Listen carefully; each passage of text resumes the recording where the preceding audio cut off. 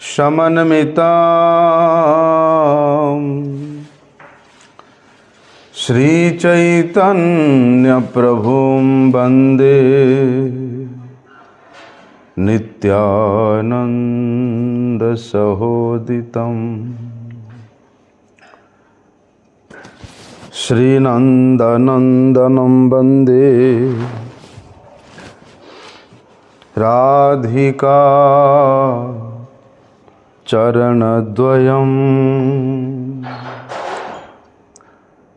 गोपीजनसमायुक्तं वृन्दावनमनोहरम्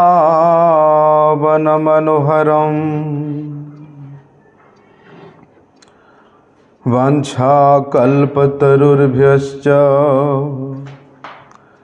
कृपा सिन्धुभ्यैव च पतितानां पावनेभ्यो वैष्णवेभ्यो नमो नमः। नमो महावदन्याय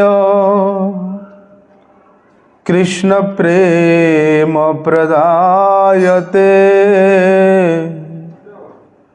कृष्णाय कृष्ण चैतन्य नामिने गौरत्विषे नमः।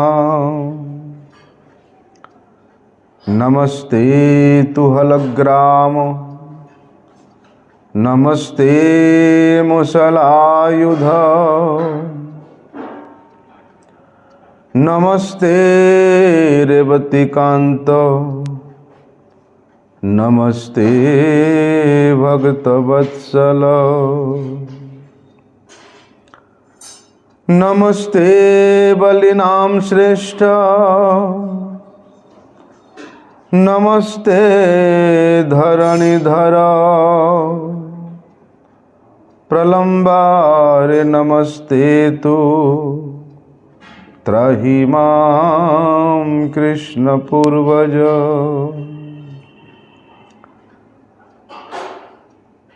भुजे सव्यवेणुं शिरसि शिखिपिच्छं कटितटे दुकुलं नेत्रान्ते सहचरिकटाक्षं च विदधते सदा श्रीमद्वृन्दावनवसति लीला परिचयो जगन्नाथ स्वामी नयन पथगामी भवतु मे। हे कृष्ण करुणा सिंधु दीनबंधु जगतपते गोपेश गोपिका कांत राधा कांत नमस्तुते। तप्त कांचन गौरांगी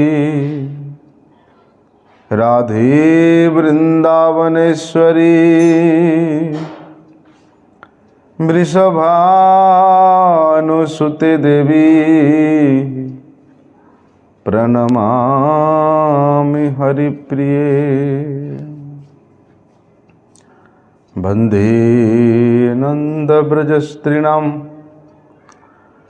पादरेणुमवीक्ष्णसः यासां हरिर्कथोद्गीतं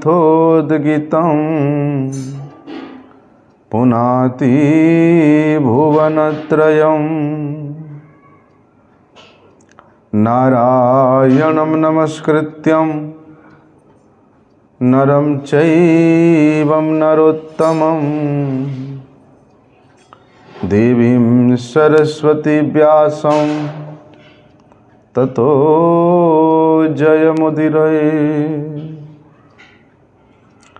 भक्त्या विहीनां मपराधलक्ष्यै क्षिप्ताश्च कामादितरङ्गमध्ये कृपामयि त्वां शरणं प्रपन्नं वृन्दे नुमस्ते चरणारविन्दम्।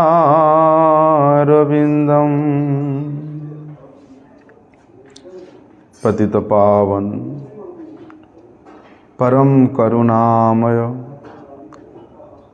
परम आराध्यतम श्री गुरुपाद पद्म नित्य लीला प्रविष्टम विष्णुपाद परमहंस परिव्राजकाचार्य अष्टोत्तर शत श्री श्रीमत् शिल भक्ति वल्लभ तीर्थ गोस्वामी गुरु महाराज जी के श्री अभय चरणारविंद में साष्टांग दंडवत प्रणाम करते हुए उनकी अहेतु की कृपा प्रार्थना करता हूँ। परम आराध्यतम शिक्षा गुरुपाद पद्म नित्य लीला प्रविष्टम विष्णुपाद परमहंस परिव्राजकाचार्य श्री श्रीमत् शिल भक्ति विज्ञान भारती गोस्वामी महाराज जी के पाद पद्म में साष्टांग दंडवत प्रणाम करते हुए उनकी अहेतु की कृपा प्रार्थना करता हूँ।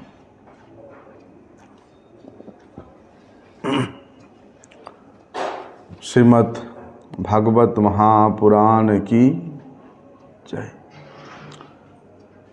श्री सुखदेव गोस्वामी जी महाराज की, श्री परीक्षित महाराज की।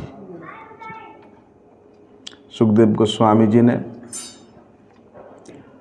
ध्यान के विधि का वर्णन करते हुए क्या बतला रहे हैं उसको कल हम लोगों ने विस्तार से श्रवण किया था। भगवान के श्री चरणों का ध्यान भगवान के स्वरूप का ध्यान तभी होता है जब हमारा चित्त वृत्ति पवित्र होता है, हमारे हृदय पवित्र होता है। जब तक हमारे हृदय में धर्म, अर्थ, काम अथवा मोक्ष के प्रति वांछा रहेगा तब तक प्रकृष्ट रूप से भगवान का ध्यान संभव नहीं है। इसलिए ये हृदय को शुद्ध करने के लिए क्या उपाय है? जो हृदय काम वासनाओं से परिपूरित है, बोलते ऐसे काम वासना से मुक्त होना का क्या उपाय है, क्या विधि है, उसको वर्णन करते हुए गोस्वामी जी कह रहे हैं कि भगवान के श्री चरण कमलों से प्रारंभ करके उनके श्री चरणों का ध्यान करना चाहिए। लेकिन भगवान के श्री चरणों का, भगवान के रूप का ध्यान करने से पहले मनुष्य अपने आप को झांकना चाहिए कि वे स्वयं कितने पानी में है, अर्थात वे स्वयं कितने कामना वासना में ग्रसित है, या वो कितने परिमाण में उन काम वासनाओं से मुक्त हुआ है।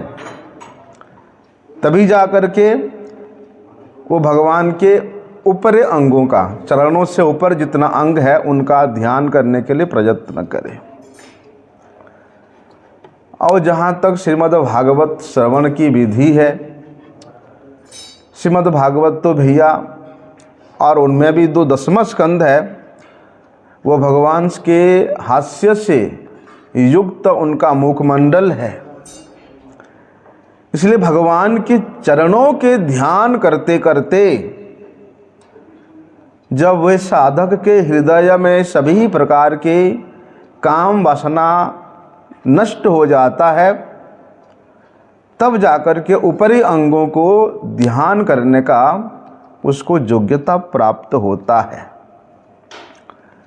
लेकिन कुछ लोग क्या करते हैं, जो दसम स्कंद में भगवान श्री कृष्ण के मधुराति मधुर लीलाओं का वर्णन है, वे लोग दसम स्कंद से प्रारंभ करते हैं कि हम भगवान के लीला को श्रवण करेंगे, भगवान के लीला का पठन करेंगे। प्रथम से लेकर नवम स्कंद तक उनका रुचि नहीं होता है, सीधे दसम स्कंद में प्रवेश करेंगे। और उनसे भी आगे बढ़कर कुछ लोग ऐसे हैं, कहीं से भगवान के रास लीला के विषय में यदि थोड़ा मोड़ा श्रवण किए हैं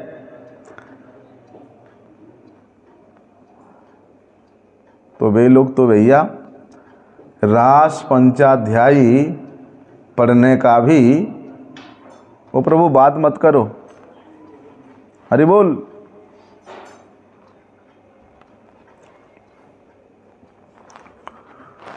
वे लोग रास पंचाध्यायी पढ़ने के लिए भी आग्रही तो होते हैं, ऐसा देखिए।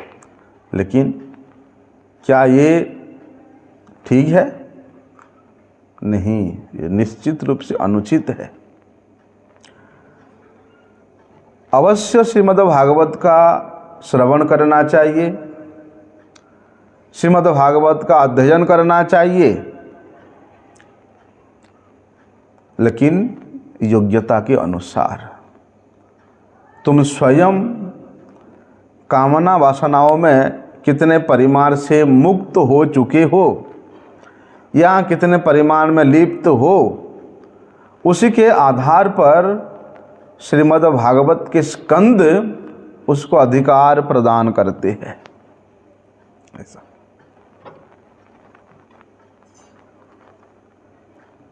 लेकिन कहते हैं श्री विश्वनाथ चक्रवर्ती ठाकुर कि हमारे हृदय की शुद्धि का क्या अर्थ है, क्योंकि भैया जब तक काम विषयों से लिप्त होता है तब तक शुद्धि नहीं होता। काम वासनाओं से निर्लिप्तता ही उसके हृदय का शुद्धि है। इसलिए वे स्वयं कह रहे हैं कि यथा यथा धिश्च शुद्ध्यति विषयालाम्पट्यम त्यजति तथा तथा धारयेत् इति चित्त शुद्धि तारतम्येनैव ध्यान तारतम्यम मुक्तम। वहाँ बताया है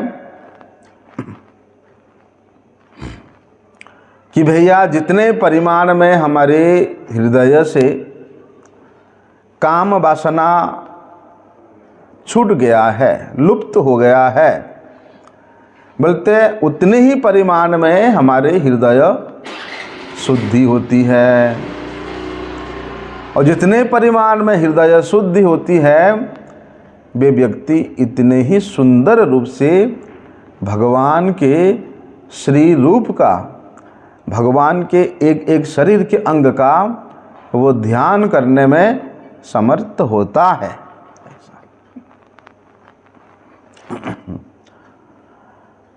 इसलिए भगवान के जो दिव्य उनका शरीर है, उसी प्रकार भगवान के प्रत्येक अंग भी दिव्याति दिव्य है। इसलिए भगवान के उस दिव्य शरीर के दिव्य अंगों का एक एक अंग का ध्यान हृदय में करना चाहिए, तब जाकर के हमारा हृदय शुद्धि को प्राप्त होगा। बोलने का मतलब ये है कि जो लोग इस प्रकार काम वासना में अनुरक्त होकर के फंसे हुए हैं, ऐसे लोगों को कभी भी भगवान के चरणों की ध्यान तक ही सीमित रहना चाहिए। जैसे ही काम वासना धीरे धीरे लुप्त होता जाएगा, ऐसे ही भगवान के चरणों से ऊपर की जो अंग है उसको हम लोग ध्यान कर सकते हैं। इसलिए सबसे पहले ऐसे जो साधक है उनको श्रीमद् भागवत के जो प्रथम स्कंद और द्वितीय स्कंद में विशेष रूप से भगवान के विराट स्वरूप का वर्णन और उस विराट स्वरूप के एक एक अंग का वर्णन और उसके ध्यान के विधि को वर्णन किया गया है, वहीं तक ही सीमित रहना चाहिए। वैसे तो विधि यही है कि श्रीमद् भागवत यदि श्रवण करना चाहते हो, प्रथम स्कंद से लेकर 9वें स्कंद तक उसको यथाक्रम से श्रवण करो। उसके बाद जाकर के वो 10वां स्कंद, 11वां स्कंद, 12वां स्कंद श्रवण करने का उसको अधिकार प्राप्त किया जाता है। इसलिए ध्यान किस प्रकार से करना चाहिए, कैसे करना चाहिए, उसके लिए सुखदेव गोस्वामी जी ने यहाँ बता रहे हैं कि एकैकसो अंगानि धियानुभावयेत् पादादियावद्धसितं गदाभृतः जितं जितं स्थानमपोह्य धारयेत् परम परम शुद्ध्यति धीर यथा यथा। कि एकैकसो अंगानि धियानुभावयेत्, ध्यान की प्रक्रिया कैसे होना चाहिए कि भगवान के चरण कमलों से प्रारंभ करके उनके एक एक दिव्याति दिव्य अंग का ध्यान करते करते उस ध्यान को भगवान के जो हास्ययुक्त मुखमंडल है वहाँ तक ले आए। लेकिन उससे पहले अपने मन को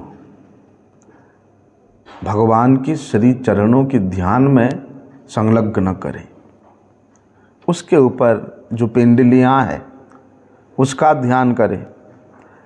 उसके ऊपर भगवान के जो जांघें हैं उसका ध्यान करें।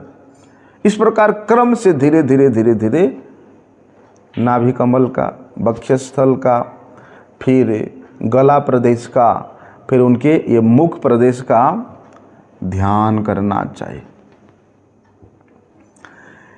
इसी प्रकार ध्यान करते करते वो साधक का मन जैसे ही एक एक भगवान के अंगों में स्थिर होता है, ऐसे ही उसके बुद्धि उतनी परिमाण में परिष्कृत होता जाता है, पवित्र होता जाता है, शुद्धि प्राप्त होता जाता है।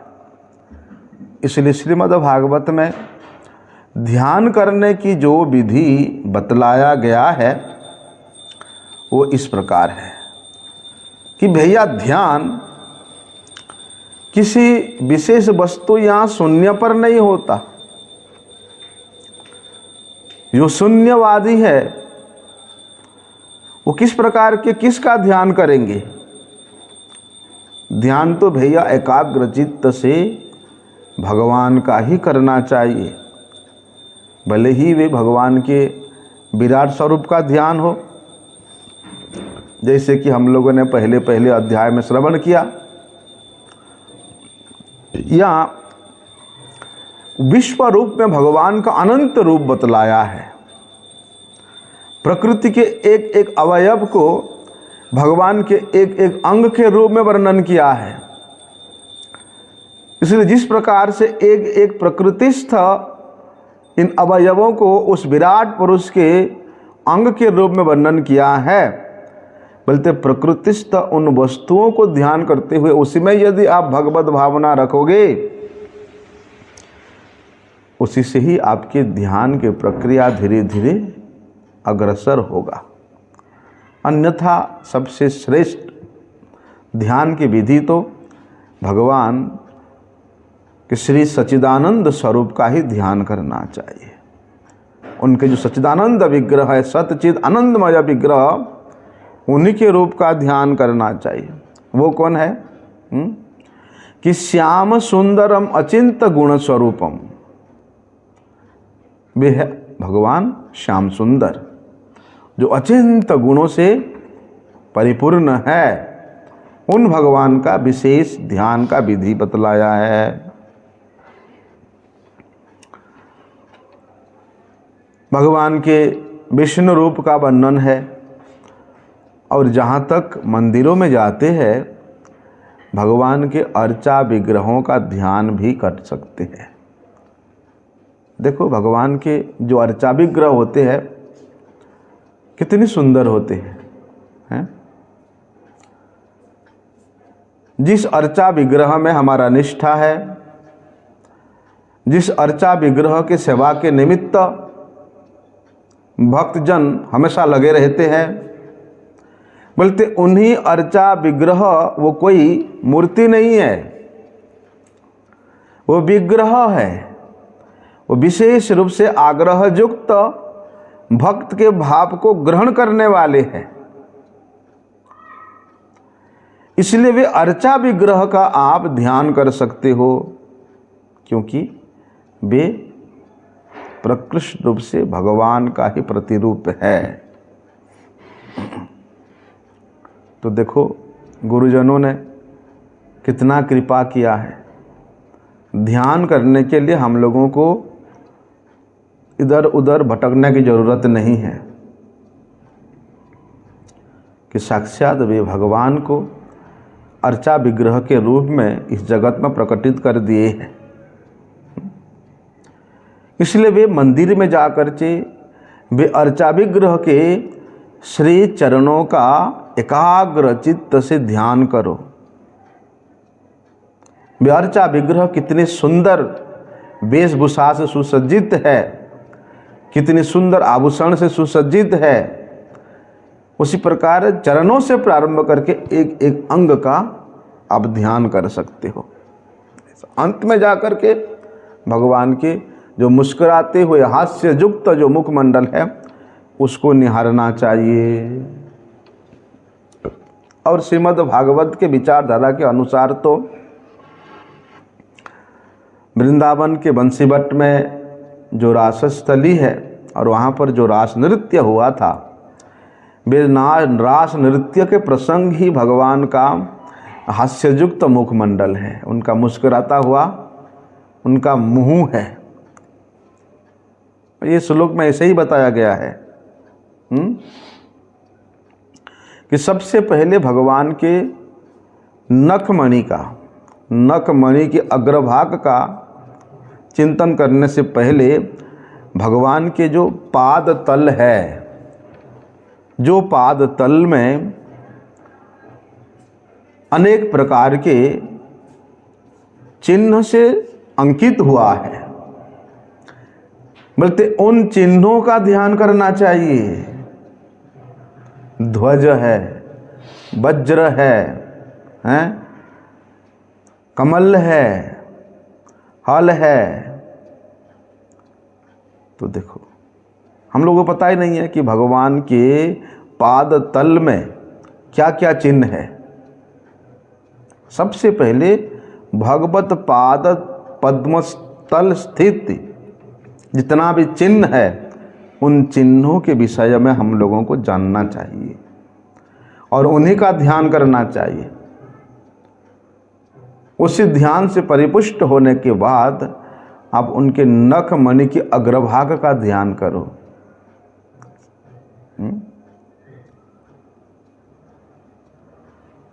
इतना सरल नहीं है। हम लोग देखते हैं, अरे ये तो प्रस्तर के विग्रह है, एक तो मृत्तिका के विग्रह है, ये तो धातु के विग्रह है, ये तो लकड़ी का विग्रह है। इस प्रकार से विचार करते हैं। अन्यथा भगवान के वे विग्रह भी चिदानंदमय है, भगवान के वे धाम भी चिदानंदमय है। किसी एक मुगल सम्राट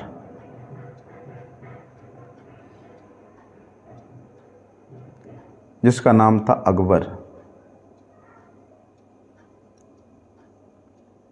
अकबर के राजत्व में हिंदुओं के ऊपर इतना अधिक अत्याचार नहीं हुआ, इसलिए उसी समय वृंदावन में हमारे सड़गोस्वामी स्वामी भजन करते थे और उनका प्रभाव इतना विशेष, इतना अधिक प्रभाव कि मुगल सम्राट अकबर का इच्छा हुआ कि हम जाकर के उस महात्मा का दर्शन करके आया।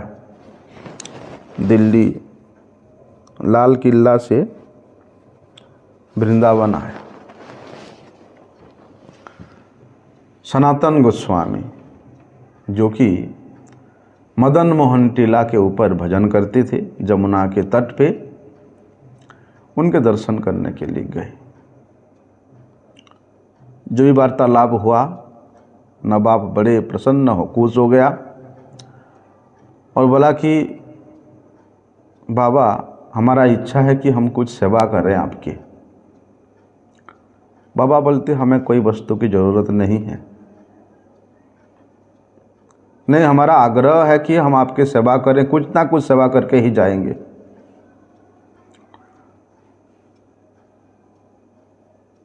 तो सनातन गोस्वामी कहते ठीक है, अगर सेवा करने का इच्छा है तो जमुना के तट पे जो घाट में बना हुआ है सीढ़ियाँ, और कहीं अगर थोड़ा मोड़ा टूट गया है तो उसका रिपेयरिंग करवा दो।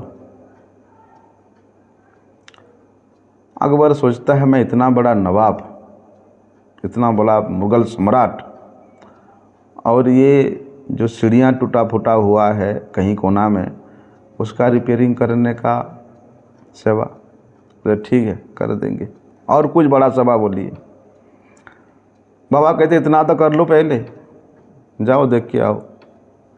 सनातन गोस्वामी जी ने थोड़ा सा कृपा किया, जाकर के देखता है कि यमुना के तट पे जितना भी घाट बना हुआ है वो सब वैदुर्य मणि से बना हुआ है।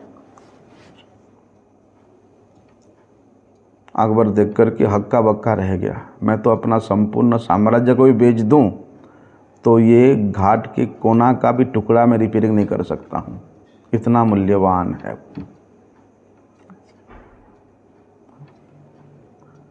ऐसा इसलिए वहाँ दर्शन हुआ उनका, धाम का दर्शन हुआ बाबा की कृपा से।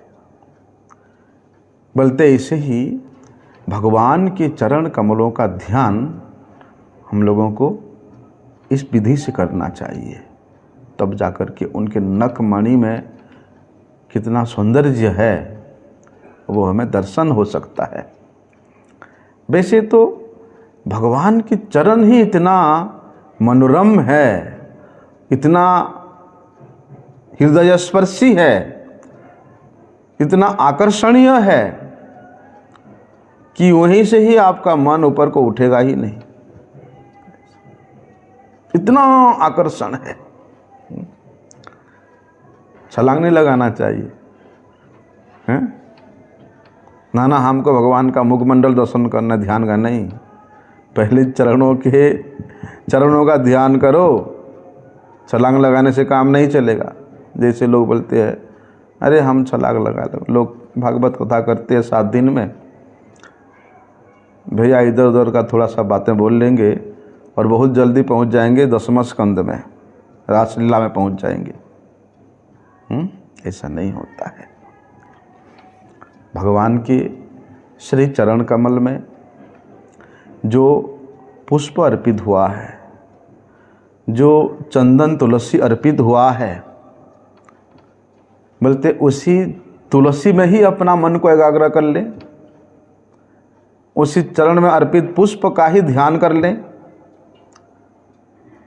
बोलते उसी से ही हमारा धीरे धीरे अभ्यास बनेगा।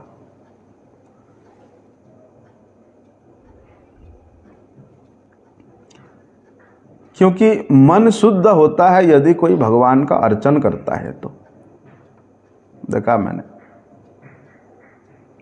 अर्चन में जिसका जितना अधिक आसक्ति है, जितना अधिक की निष्ठा है, उसका मन की पवित्रता उतना ही अधिक है। भगवान को नहलाना, भगवान को वस्त्र धारण कराना है, भगवान को भोग अर्पण करना,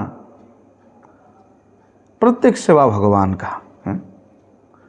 क्योंकि ये सारे कार्य ये परम दिव्य है। देखने में लगता है कि हमारे जैसा कर रहा है, नहीं, भगवान के लिए कर रहा है, इसलिए वो दिव्य है।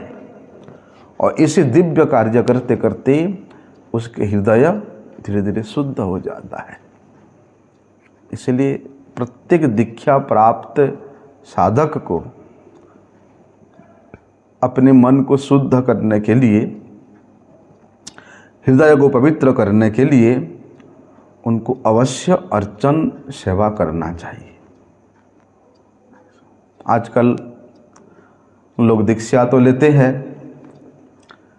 लेकिन अर्चन कोई सीखना नहीं चाहता है, अर्चन कोई करना नहीं चाहता है। क्योंकि लोग सोचते हैं अरे अर्चन करने से तो हमारा अधिक समय मंदिर में ही कट जाएगा, हम मोबाइल देख नहीं पाएंगे, घूम फिर नहीं पाएंगे, एक बंधन जैसा हो जाएगा है? इस प्रकार लोगों के भाव रहता है।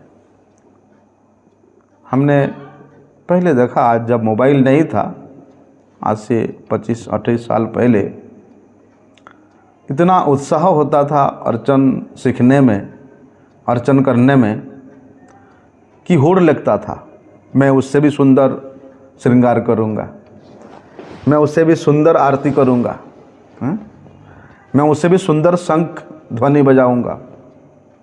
एक होड़ लगता था, हम सीखेंगे बोल करके।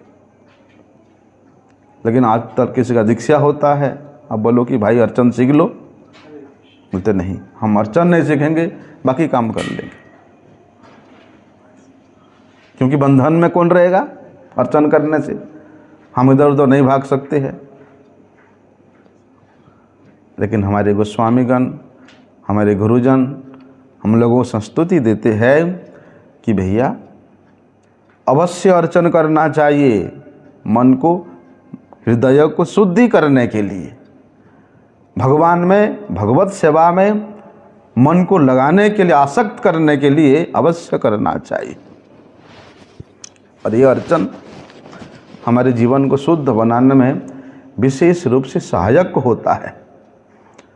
तो इस प्रकार अर्चन करते करते, यहाँ भगवान के श्री चरणों में अर्पित फूल तुलसी का ध्यान करते करते, उनके चरणों का ध्यान करते करते, जब शुद्धि के थोड़ा उच्चतर स्तर तक हम लोग पहुँच जाते हैं, तब भगवान के हास्ययुक्त मुखमंडल हमारे हृदय में एक आकर्षण का केंद्र बना देता है। तब जा कर के दशम स्कंद का श्रवण करो, तब जा कर के रासलीला का श्रवण करना चाहिए, तब जा कर के भगवान के उस मधुराति मधुर लीलाओं का आस्वादन करना चाहिए, रसास्वाद करना चाहिए। श्रीमद् भागवत में इस प्रकार वर्णन है, उससे पहले नहीं। कामना वासनाओं से प्रपीड़ित होकर के आप रासलीला के प्रसंग को श्रवण करने जाओगे,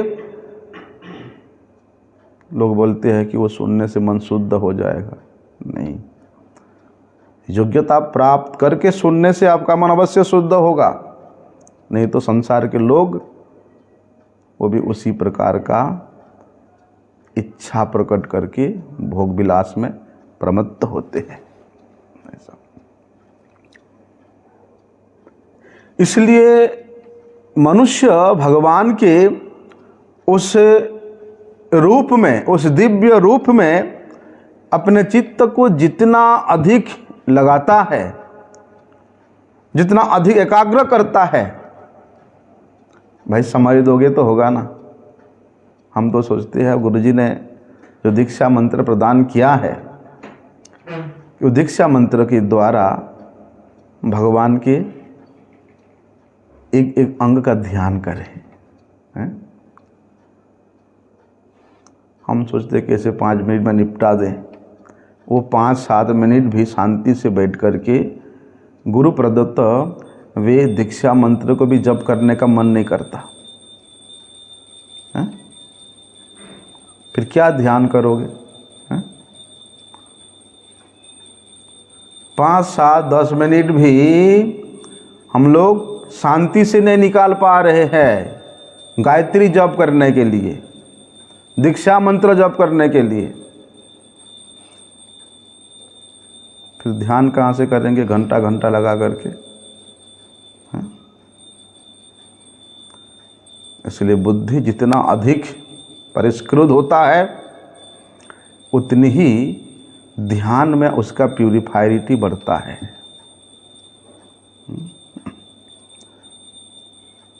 इंद्रिय तृप्ति जितना अधिक विरक्त होता जाता है, इंद्रिय तृप्ति की लालसा जितना अधिक विच्छिन्न होता जाता है, निर्लिप्त होता जाता है, बोलते उसका बुद्धि उतनी ही परिमाण में परिष्कृत होकर के भगवान के ध्यान में वो लगता है।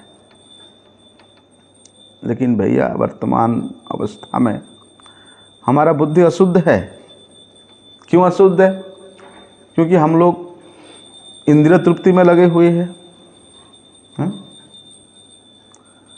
कोई बात, इंद्रिय तृप्ति से विरक्ति नहीं हो पा रहा है तो उसके लिए क्या करना है कि भगवान के जो विराट रूप है उन विराट रूप में इस प्रकृति के प्रत्येक वस्तु को भगवत स्वरूप के रूप में ध्यान करो, अपने भोग के वस्तु के रूप में नहीं।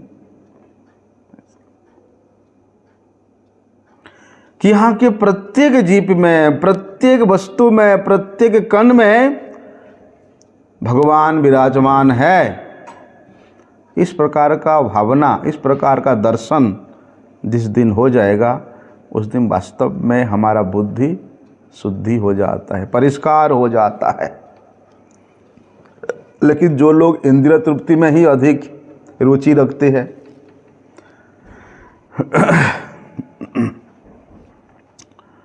ऐसे लोगों को भगवान के अर्चा विग्रह को स्पर्श करने का अधिकार नहीं है।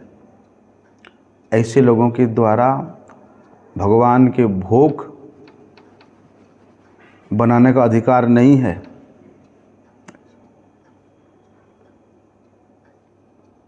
लोग करते ना, मंदिरों में अभी हलवाई ले आते हैं,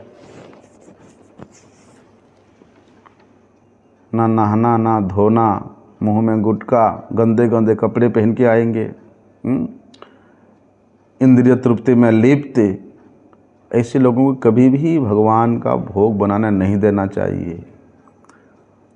जिस प्रकार मंदिर होता है उसी प्रकार भगवान का रसोई घर भी होता है।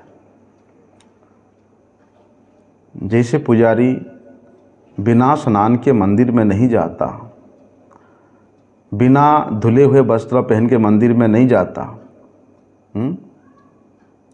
उसी प्रकार ठाकुर जी का रसोई घर में भी बिना स्नान के नहीं जाना चाहिए। हम लोग ठंडी में क्या करते हैं, मोजा पहनते हैं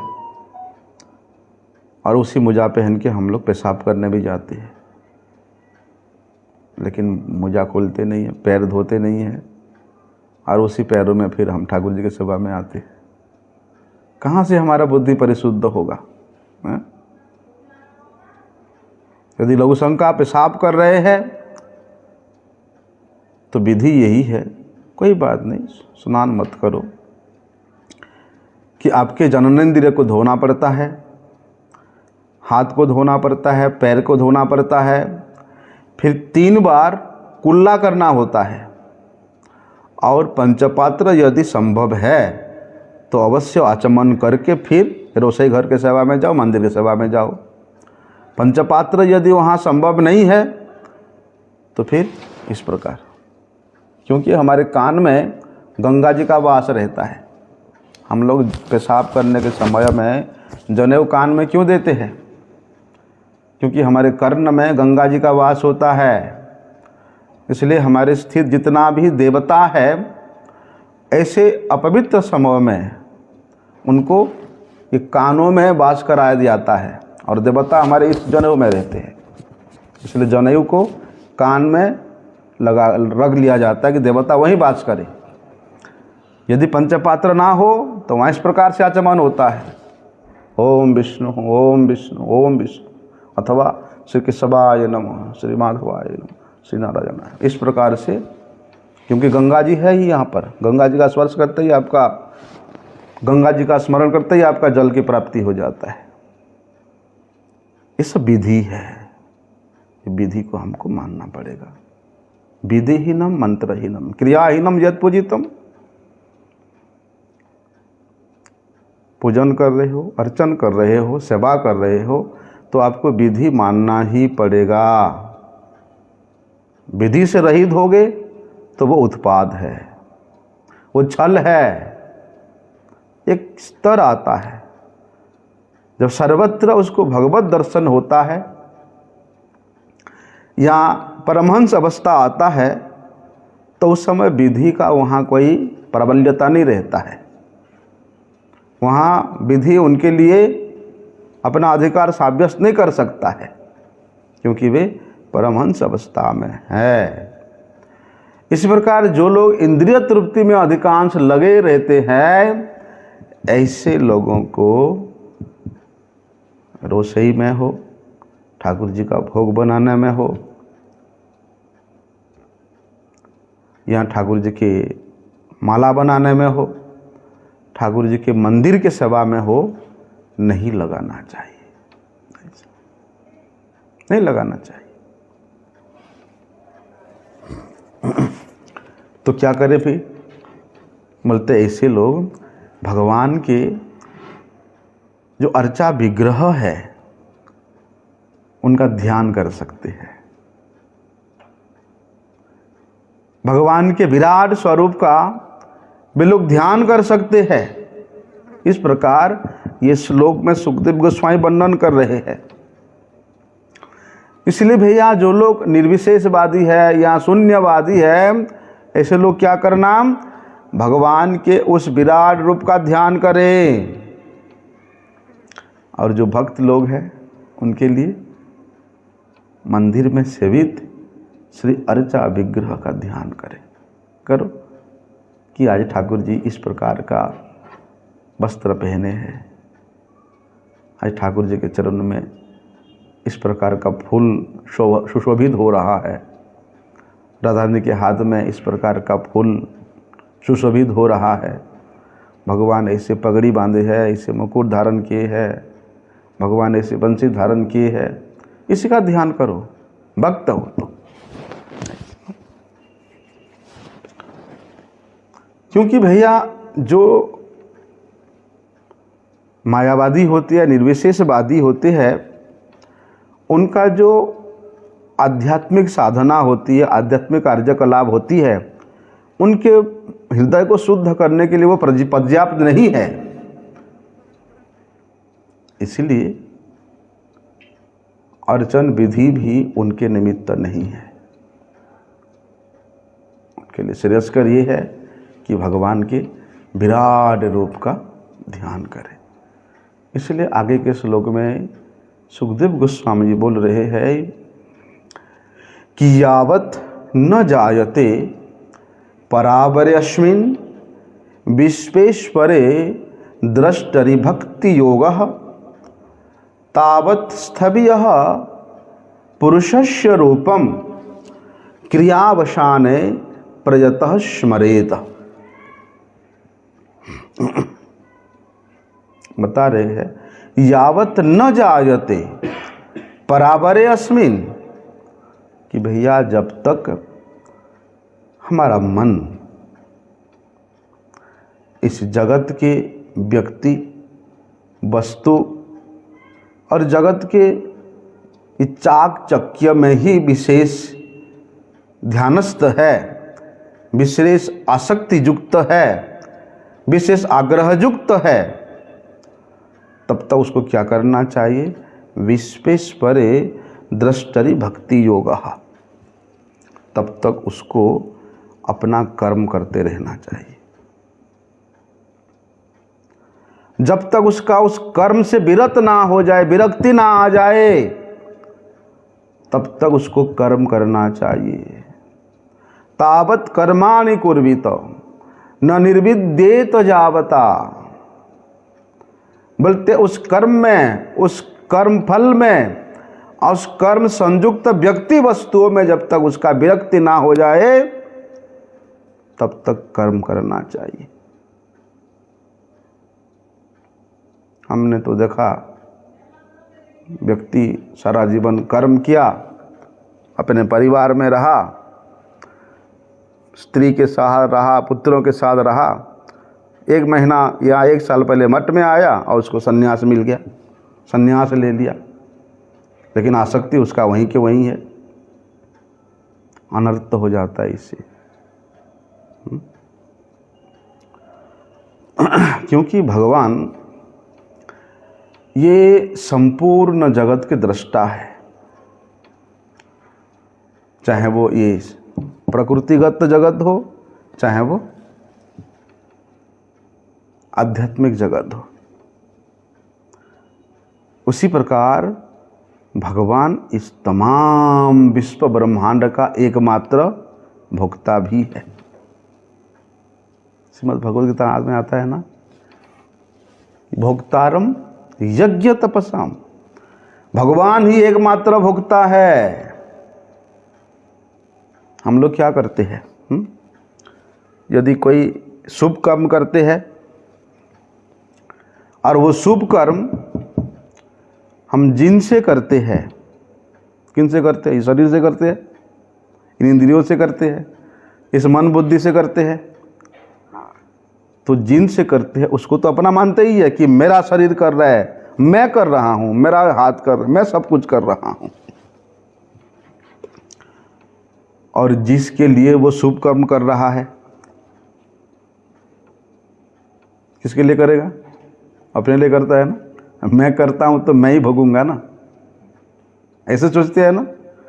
शुभ कर्म कर रहा है तो सोचता है मैं कर रहा हूं, और मैं कर रहा हूं तो मैं ही उसका भोक्ता हूं, अपने आप को भोक्ता मानता है।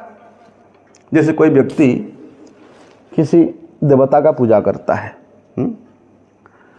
और उस देवता को पूजा में जितना भी कर्म है, पूजा का जो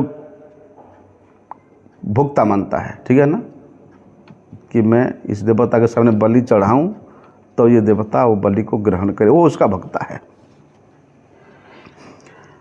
यदि किसी व्यक्ति का कोई सेवा किया तो सोचता है कि जिसके लिए सेवा किया, जिसको दिया वस्तु, वो सोचता है वही उसका भोक्ता है। यदि आपको भूख लग रहा है और मैं आपको कुछ खाने का वस्तु दूं, कुछ अन्न दूं, तो उसका भोक्ता तो आपको ही मानूंगा ना, कि आप खाओगे बोल करके आपको दे रहा हूं। किसी भूखे व्यक्ति को अन्न दिया, खाने का वस्तु दिया, तो उसे किसका भोक्ता मानता है? अन्न का भोक्ता मानता है, क्योंकि वो एक खाएगा जिसको दिया है। लेकिन कहते हैं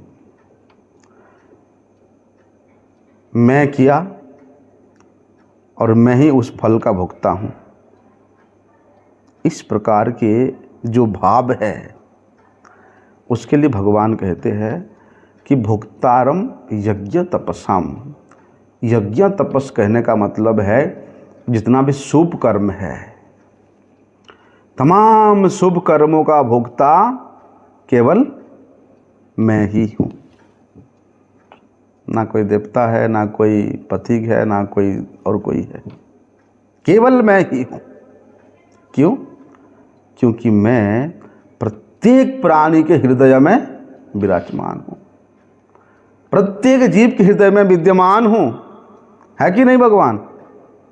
हृदय सर्वस्य विष्टितम। भगवान सभी के हृदय विराजमान है।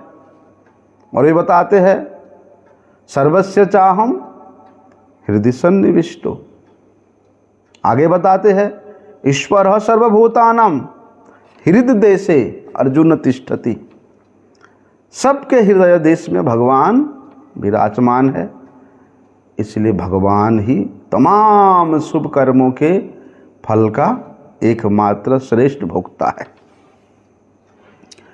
इसलिए किसी का पूजन करना, किसी को जल देना, किसी को मार्ग बताना, किसी को दान देना, जितने भी शुभ कर्म है उसका भोक्ता किसको मानना चाहिए? भगवान को मानना चाहिए। हम सोचते हैं कि हम भंडारा दे रहे हैं तो फल तो हमको मिलेगा, हैं? हम दान दे रहे हैं पुण्य तो हमको मिलेगा, हम खिला रहे हम पिला रहे तो पुण्य तो हमको मिलेगा। बोलते नहीं, जब तक आप हमको मिलेगा, मेरे को मिलेगा, मैं ही उसका भोक्ता हूं, इसको मानते रहेंगे,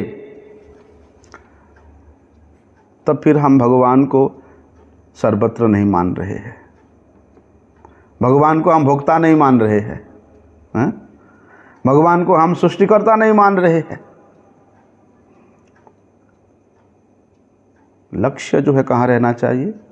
भगवान पर रहना चाहिए, भगवद आधारित रहना चाहिए, किसी प्राणी पर नहीं, किसी जीव पर नहीं, है?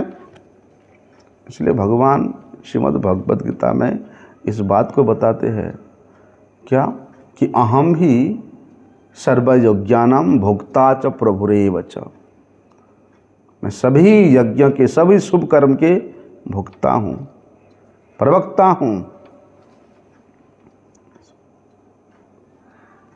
दूसरी बात यह है कि भाई मनुष्य जितना भी शुभ कर्म करता है, भले ही वे शरीर से करे, इंद्रियों से करे, मन से करे, बुद्धि से करे, कैसे भी करे, अपने लिए नहीं है। अपना मानते हैं हम लोग, अपने लिए नहीं, भगवान के लिए है। क्यों? जैसे हम अपने लिए मानते हैं, ये सबसे बड़ा भूल है। एक तरह से तो हम भगवान को अपना मान रहे हैं, हैं? दूसरी तरफ से अपने लिए कर रहे हैं।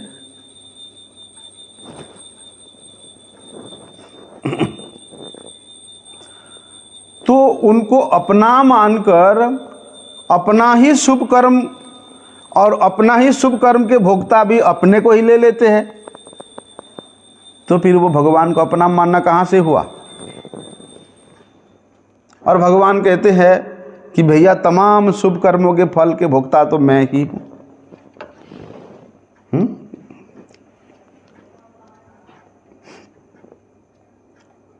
कि जो भी शुभ कर्म करो उसके भोक्ता अपने आप को मत मानो, या अपने लिए शुभ कर्म मत करो। जिस दिन तुम अपने लिए शुभ कर्म जब तक करते रहोगे, तब तुम भगवान को भोक्ता के रूप में स्वीकार नहीं किए हो। लेकिन बड़ा मुश्किल है, सभी लोग शुभ कर्म तो कुछ करना चाहते हैं, लेकिन अपने लिए करना चाहते हैं कि ये शुभ कर्म करने से हमें स्वर्ग की प्राप्ति होगा, वो शुभ कर्म करने से हमारे पाप की क्षय होगा, वो शुभ कर्म करने से कुछ पुण्य मिलेगा। इस प्रकार का विचार रहता है सबका। यदि केवल भगवान के लिए करोगे तो कहते हैं ऐसा करने से एक तो तुम उस कर्मों के फल के भागी तो नहीं रहोगे। जब कर्मों की फल के भागी नहीं रहोगे तो तुम्हें कर्म बंधन भी नहीं हो सकता है, तब तुम कर्म बंधन से छूट हो जाओगे, विच्छेद हो जाएगा तुम्हारा। क्योंकि जितना कामना होता ना उतना अशुभ कर्म होता है, जितना कामना वासना मन में है अशुभ कर्म की संख्या भी उतना अधिक है। इसलिए मनुष्य यदि केवल अपने कामनाओं का त्याग कर दे और केवल भगवान के लिए कर्म करे तो अशुभ कर्म रहता ही नहीं है। भगवान के लिए करे तो वे अशुभ कर्म भी शुभ कर्म हो जाता है, या अशुभ कर्म से उसका कोई संबंध ही नहीं रहता यदि भगवान के लिए करे तो। अब भगवान के लिए करता है तो सभी प्रकार के कर्म के संबंध से वो विच्छेद हो जाता है, और कर्म संबंध से विच्छेद होना मतलब परम शांति की प्राप्ति। भगवत प्राप्ति। लेकिन बड़ा मुश्किल है कर्म छूटना, आसक्ति छूटना, ममता छूटना। मेरा मेरा मेरा मेरा, मेरा घर, मेरा परिवार, मेरे बच्चे, मेरा मेरा मेरा। सर्वलोक महेश्वरम इसलिए बताया है कि भैया बहुत से लोग, असंख्य लोग हैं, और उन लोगों में भले ही अलग अलग ईश्वर हो सकते हैं, परंतु भगवान महेश्वर है। उन तमाम लोगों के ऊपर भी कौन है? महेश्वर है। उन तमाम लोगों के ईश्वर भी महेश्वर के अधीन है। इसलिए भगवान संपूर्ण लोगों के ईश्वरों के भी ईश्वर है। इसलिए उनको क्या कहते हैं? महेश्वर। सर्वलोक महेश्वरम। बोलने का मतलब ये है कि ये संपूर्ण सृष्टि के जो एकमात्र स्वामी है वो है भगवान। फिर यदि कोई ईमानदार व्यक्ति सृष्टि के किसी वस्तु को, किसी व्यक्ति को अपना माने तो उसको कैसे ईमानदार कह सकते हैं? जब इस संपूर्ण सृष्टि के स्वामी अर्थात मालिक भगवान है, तो फिर हम कैसे कह सकते हैं कि मेरा शरीर है, मेरा घर है, मेरी पत्नी है, मेरे बच्चे हैं, मेरा संपत्ति? कैसे कह सकते हैं? तुम तो मालिक तो नहीं हो, तुम स्वामी तो नहीं। जो स्वामी है वही कह सकता है ना। इसलिए जब तक यहाँ हम लोग स्वामी बन के रहेंगे, मालिक बन के रहेंगे, मैं करते रहेंगे, तब तक हमारा हृदय शुद्ध नहीं होगा, हृदय पवित्र नहीं होगा। और आध्यात्मिक जीवन के प्रारंभिक अवस्था है कि भगवान के श्री अर्चा विग्रह का ध्यान के माध्यम से अपने मन को एकाग्र करना। जब वो ही नहीं कर पा रहे हैं तो फिर आगे भगवान का भजन साधन कैसे हो सकता है? विचार करने वाली बात है। आगे का विषय हम लोग कल श्रवण करेंगे। वांछा कल्पतरुभ्यश्च कृपा सिंधु पतितानां पावनेभ्यो वैष्णवेभ्यो